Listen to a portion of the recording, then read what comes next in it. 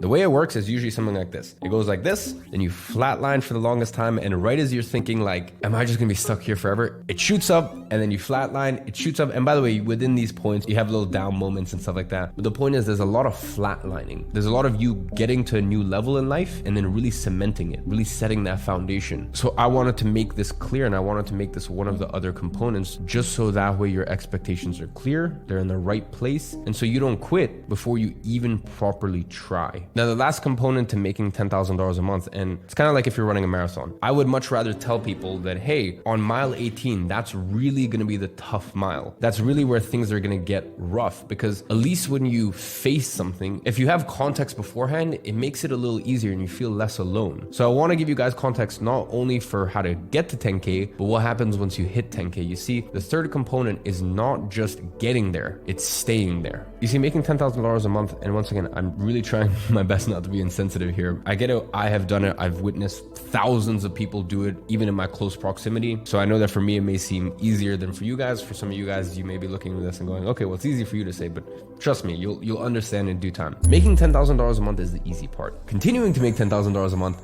that's where it gets difficult, and also keeping that money and then multiplying it, growing your wealth over time. And rather than acting like some new money idiots, learn from old money. Even in my situation, even though I am new money, I knew from day one that I would make it, but I always promised myself that I would study old money to understand how to actually keep it and multiply my wealth. So the third component of making $10,000 a month is understanding that once you get there, you're not done. That is actually simply just the beginning. Now it is time to cement your place, have that as a baseline. And the crazy thing is we all have financial baselines. You know, for me, I remember when my baseline was $1,000 a month. And this is around 6 years ago. I was still in school at this point. And that doesn't mean what you're trying to make, what you're aiming to make. It just means if you go below that point, it will keep you up. You're like, this, it doesn't match your identity. You're like, this isn't me. And I remember when I went from $1,000 and then went to $5,000 and then went to $10,000. And listen, since then I've been very blessed to have an amazing career, and it's gone up to $100,000 a month, and now $1 million a month. And you know, God willing, at some point it'll be a few $1 million a month, and that'll be my absolute baseline. I can't even conceive a reality where it's less than that. So the point I'm trying to make is,